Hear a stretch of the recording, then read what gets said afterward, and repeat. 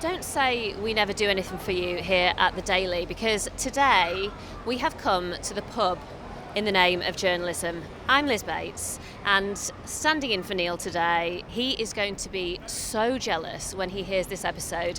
I'm at the Red Lion in Westminster. It's a famous pub because it's right across the road from number 10. It's essentially on the parliamentary estate, and I'm here today with a Westminster legend, Jon Craig. Tell us a bit about this pub, Jon. Well, I've probably spent many an evening and many a lunchtime in this pub. Far too many. Probably too many, yeah. But it is a famous pub. I mean, famous briefings have taken place in this pub. Charlie Whelan, who used to be Gordon Brown's spin doctor, famously briefed political journalists here in this pub that the UK was not joining the Euro during Tony Blair's time. I remember being in here with the England cricket team one night when they'd been to a reception at 10 Downing Street. It was also in this pub the night before Ed Miliband was named Labour Party leader. I was told by a senior Labour figure, an ally of Gordon Brown, that Ed had in fact beaten his brother David. So we come here to work as well as have a few cleansing ales. Of course we do. That's the party line, isn't it? We're here to work, and we're here to work as well today. I mean, of course, it's always central to history, political history here, and it's now Keir Starmer's local. He likes a pint and he's living across the road now. There's lots of people here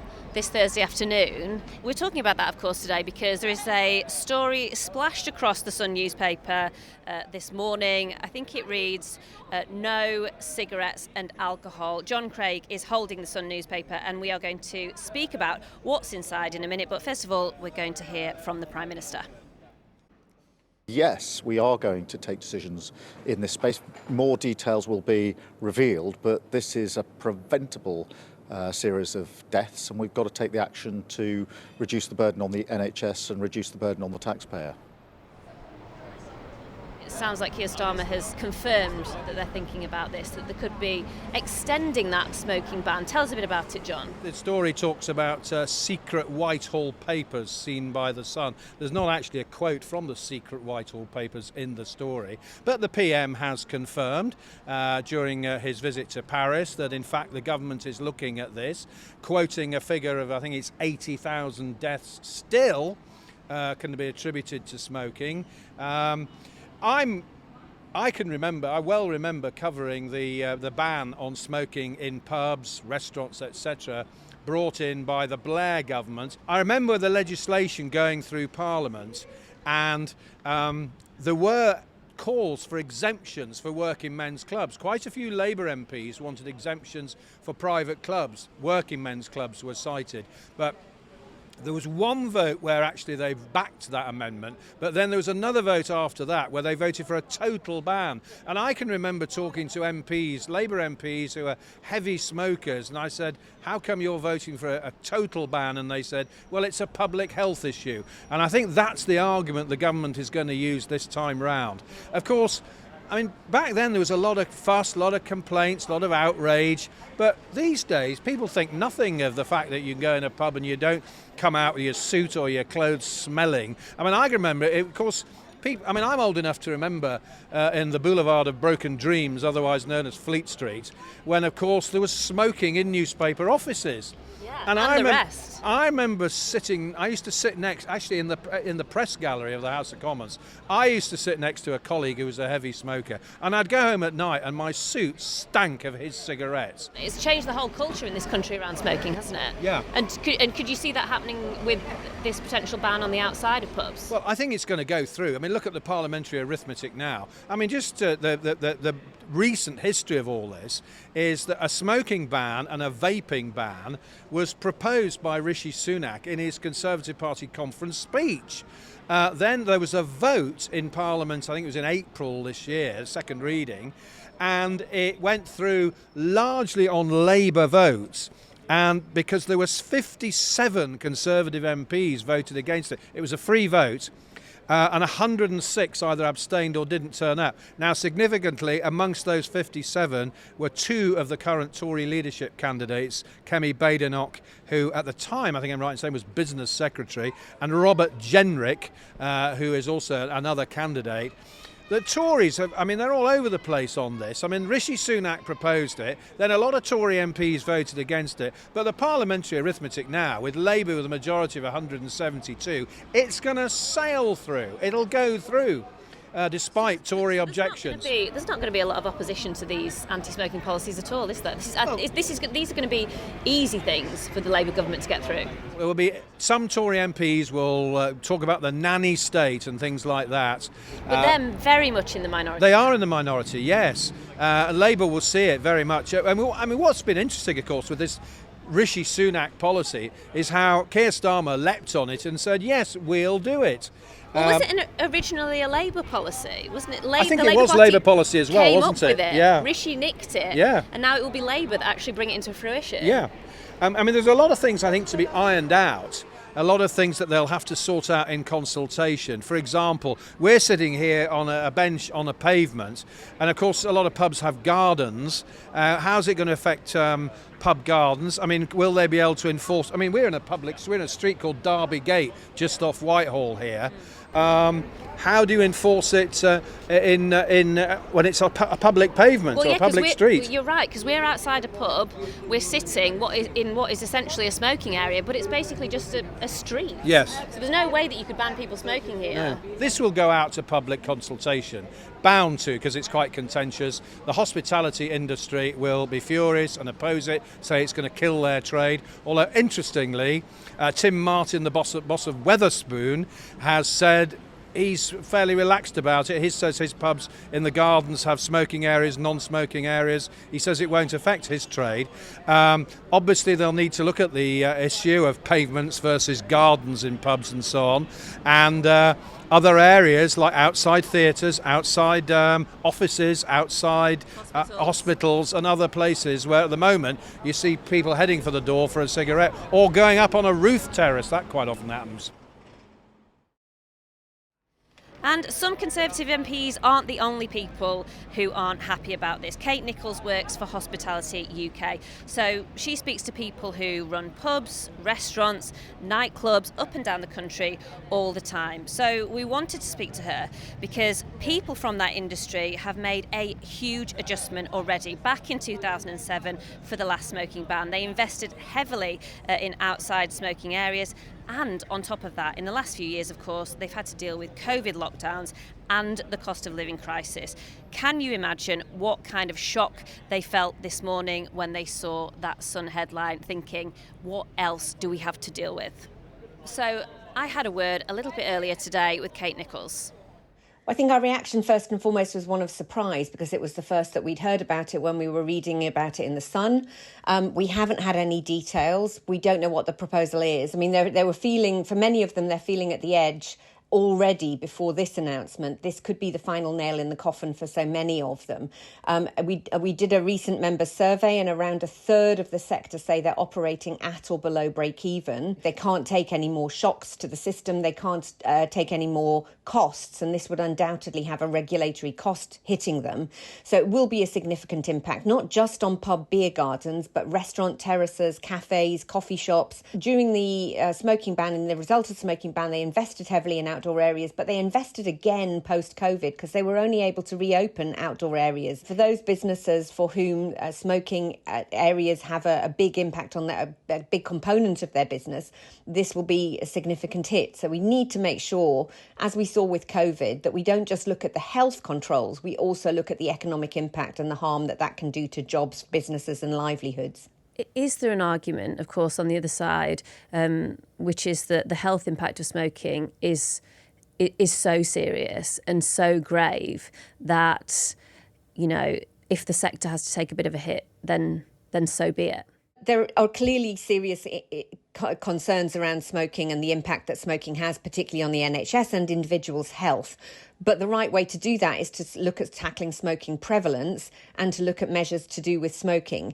This is, when the smoking ban was introduced, it was about the health harms caused by passive smoking. That doesn't necessarily apply in an outdoor setting where passive smoking is less impactful. We've halved the number of smokers. We are on the way down towards a smoke-free future. And the right way to do that is through tackling smoking issues, not tackling outside areas and areas to do with the hospitality sector. You could look at public education, public information, segueing people from smoking to vaping and reducing health harms that way. But if we are going to be asked to pay the price, then you need those support measures in place to reduce the tax burden, to reduce the costs and to compensate the industry for taking a further hit and a restriction. It can't possibly be cost-free to the industry, and therefore business rates reform, tax changes to be able to help the industry adjust, and a good quality timeline to be able to make that adjustment are necessary to be able to make this manageable. And presumably, one of the things that you're asking for today on behalf of the hospitality sector is just to ask the government to talk to you. Absolutely. First and foremost, let's talk. Let's not introduce legislation prematurely without due consultation and due consideration of the impacts. Let's work through the objectives, understand what the government's trying to do, and look at a way that we can do it that doesn't devastate the industry. Otherwise, after the smoking ban, we lost 7,000 businesses. We don't want to do that now when we need to be looking at how we get the economy moving, generating jobs and growth. So Kate clearly thinks a potential ban could have a serious impact on the hospitality sector, and some pubs and clubs could even be forced to close if it drives customers away. So would a ban on smoking, even in a beer garden, make people less likely to want to go to the pub? Well, as it happens, we are still standing outside the Red Lion in the street, and we have happened upon some lovely smokers. What do you think about that idea? I'm actually not against it. I think it's a quite good idea because obviously for non-smokers it's not really great. I used to be a non-smoker. I don't smoke often, but... You're a social smoker. That's right. But I don't think there should be a big ban against it, but I don't think it'll change much. Well, I think it's completely wrong. You want to keep smoking? Yes, we should all keep smoking. I think we're, in open air, we're outside. Why should we not smoke? Why should we not enjoy life with a drink? I don't think we're harming anybody while smoking. If someone chooses not to smoke, they're more than welcome to do so. But if you actually enjoy that, why should you neglect it? And would a smoking ban stop you coming out to the pub? I don't think it will stop anyone, to be honest, because even non-smokers. Well, alcohol is quite bad for your health as well. So should we ban alcohol? I mean, what's the difference there, right? So I think that the question is not why we should ban smoking, but it's actually to be more informative and to be more aware of the consequences instead of just banning something that people enjoy and they're actually, at least in my case, aware of the consequences, at least from a physical and health-wise. We'll be speaking to someone on the other side of the argument who says that reducing places people can smoke can only be a good thing for our health and, of course, the NHS. We'll be back in a minute.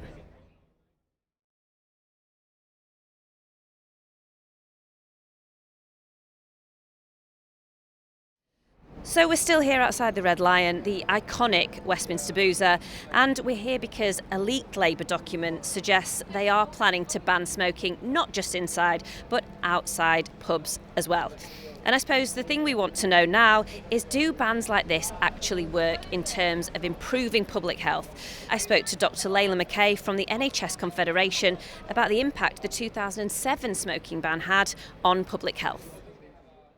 So what the research tells us of what's happened with the current smoking ban that's in place and the various other types of bans is that they do actually have a really significant impact on people's behaviours. There may be some people who are very, very dedicated smokers who will not necessarily be quite as influenced, but then there's quite a large number of people who will take decisions about whether to smoke based on all sorts of factors, emotional factors, social factors. The social smokers. Yeah, exactly. That see someone else in the pub garden having a cigarette and think, oh, I quite fancy a cigarette. Well, that's the thing. There's all sorts of behavioural motivators that will contribute to the decisions that people make. So, for example, if you think about how removing chocolate from right next to the cash register, for example, reduces people's likelihood to grab chocolate on their way out, there's all sorts of these behavioural interventions that happen across public health. And what they do show is that it does reduce people's engagement in these activities that are causing problems for their health. If you speak to people who are smokers, many of them will say that they wish that they weren't smokers, but it is difficult. It's an addictive substance. It is difficult to stop smoking. So creating the settings that reduce the likelihood of smoking can be really, really helpful for people so that they can make those choices. I mean, I remember, because I was at university at the time, that first smoking ban coming in, and people at the time were saying it would be really bad for the hospitality sector, and there was a lot of pushback against it, people arguing that we should be allowed our personal freedoms. But I worked in a bar at that time, and the atmosphere of that bar, I mean, changed so much. And not just that, people stopped then smoking in their own houses. You know, it reduced the level of passive smoking, not just in public places, but in private spaces as well, and really kind of changed the culture in this country around smoking. From your perspective, how successful do you think that ban was compared to what people were saying the impact of it might be at the time? Certainly is the case that it helped reduce smoking, as you say, in the settings where the restrictions were in place, but also had this knock-on effect of helping to reduce smoking more widely. And I think that every time you introduce things like that, there's the opportunity for them to have this really positive effect, not just in the location, but wider across the ambition to become a country that is smoke-free in the future, which, that is an ambition that is shared by the current government, by previous governments. Really, there's been a bit of a societal move towards wanting to achieve that smoke-free Britain that will have such an impact on people's health. So really, to get to a situation where this massive driver of health inequalities and the most significant cause of preventable illness in this country, to get there, it's not easy because this is an embedded behaviour that people have been doing for years. It's difficult, and finding different ways to help to reduce the incentive and imperative and habit of smoking has the potential to be really, really helpful. We've seen levels of smoking come down, but how much of an impact does it still have on individuals? We know about lung cancer, but there are obviously other things that people suffer from as well that are still linked to smoking, and also the impact that it has on the NHS. Every month, 75,000 GP appointments are directly attributable to smoking. And if you look at the mortality figures and how many people are dying, then 76,000 people a year in the UK are dying directly associated with smoking, which is huge. And when you look at the economic case for continuing or reducing smoking, if you add together the NHS costs, but also all the wider costs to the economy of smoking, that comes out at about £17 billion a year. So that is a really, really significant economic burden as well as health burden on society. And that's why successive governments have been so keen to really focus down on how to reduce smoking across the piece, and being just so conscious that this is, I think that it's a complex opportunity, isn't it? Because it's not just let's ask the health service to do something about health. This is a cross-government opportunity to think of what are all the different ways that we can help to reduce this health risk.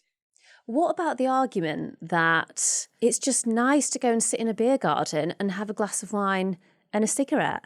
The kind of fun police aspect to it. It's like, of course, we know that smoking is terrible for you. There's lots of other things that are bad for us as well, eating too much and drinking too much, etc. But should we be allowed to just have a few things in our lives that are bad for us? And should the government be telling us, no, you can't do that? I mean, ultimately, in this society where we have identified that improving our health is incredibly important, but we've also really identified that there are these huge health inequalities which are just morally wrong in society, then it is up to us as society to figure out what to do about it and to take these steps. Some of those steps will be difficult, but as I say, across successive governments, there has been this commitment to a smoke-free future. Now, clearly that's so complicated. You can't just get there by snapping your fingers and suddenly having a smoke-free present. It is a matter of taking quite a lot of well-considered complex and sometimes quite hard decisions over time in order to finally get to that stage. It's really hard. So do you think that banning smoking in pub gardens would save lives? As a contributor to the move towards a smoke-free Britain, taking these steps and making these hard decisions and moving in that positive direction will ultimately save lives. So Layla made a good point there that smoking puts huge pressure on the NHS. It was 75,000 GP appointments each month that she said are linked to smoking, a huge number. So we've heard about all the issues, all the details, all the arguments on both sides. We're coming back now to end with Jon Craig back at the pub. Jon, just give us a sense of how much of a priority this is going to be for the new Labour government. Well, I think when it comes to the government's priorities, sorting out the economy, the cost of living crisis is probably number one. But it comes into health, doesn't it? I mean, the whole health, Wes Streeting, the new health secretary, has talked about the NHS being broken. And he will argue, no doubt, that this is one area where we can improve public health and make the nation fitter and healthier and cut smoking deaths. So yes, I think the government will make it one of their priorities. Jon Craig, thank you very much for speaking to us today. And mine's a double. Always is. No half measures with Liz. Well, on that note, that's it for today here outside the pub. I'll be back tomorrow with another of our politics team, Sam Coates. Sadly, not at the pub, but we'll be looking ahead to the next few months in Parliament and finding out what we can expect from this new Labour government as it gets going. See you tomorrow.